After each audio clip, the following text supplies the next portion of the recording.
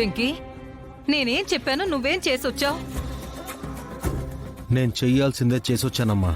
ఆ ఇంట్లో మనుషులకి అలా చెప్తేనే అర్థమవుతుంది. నాన్న వెంకీ, అది నీ ఇల్లే, వాళ్ళు నీ వాళ్లే.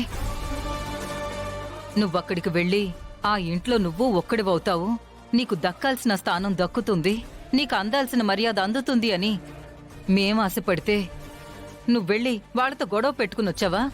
ఏంటి నాన్న ఇది?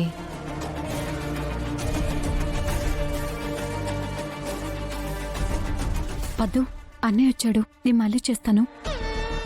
సరే విద్య,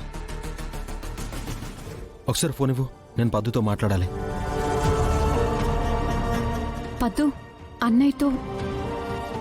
విన్నాను, ఇవ్వు, పర్లేదు.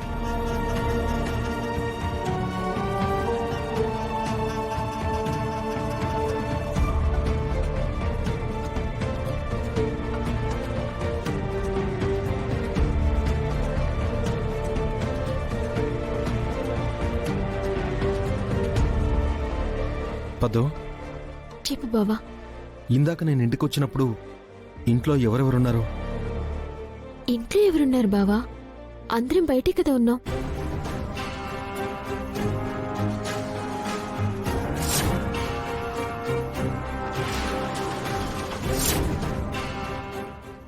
మావయ్య, శివరాం మావయ్య ఇంట్లోనే ఉంటున్నారు కదా, ఆయన బయటికి రాలేదు కదా? శివరాం పెద్దనాన్న అసలు ఊళ్ళోనే లేడు బావా. ఇంకా ఇంట్లో ఎలా ఉంటాడు, బయటికి ఎలా వస్తాడు? మావయ్య ఊర్లో లేడా? అవును బావా, ఫ్యాక్టరీ పని మీద హైదరాబాద్కి వెళ్లారు కదా. శివరాం మావయ్య హైదరాబాద్కి వెళ్ళాడా? ఇంట్లో మనుషులందరూ బయటే ఉన్నారు. మరప్పుడు నాకు కనిపించిన షాడో ఎవరు? బావా, పదు. ఏంటి చెప్పు బావా. పదు, పోనీ ఇంటికి మధ్య ఎవరైనా గెస్ట్ వచ్చారా? లేదు బావా.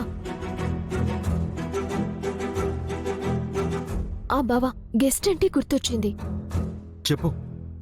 పెద్దమ్మ గెస్ట్ హౌస్ లో ఎవరో గెస్ట్ ఉన్నారని సెపరేట్ గా 3 పూటల స్పెషల్ క్యారేజ్ కట్టించేది. స్పెషల్ క్యారేజా? అవును బావా. ముందు రోజుల్లో కట్టిన క్యారేజ్ కట్టినట్టుగానే వెళ్లి మళ్ళీ అలాగే వెనక్కి తిరిగొచ్చేది. ఆ తర్వాత ఆ క్యారేజ్ ఖాళీ అయి కడక్కుండా వచ్చేది. ఆ క్యారేజ్ గెస్ట్ హౌస్ కి ఇప్పుడు కూడా వెళ్తుందా? కడుతున్నాను బావా.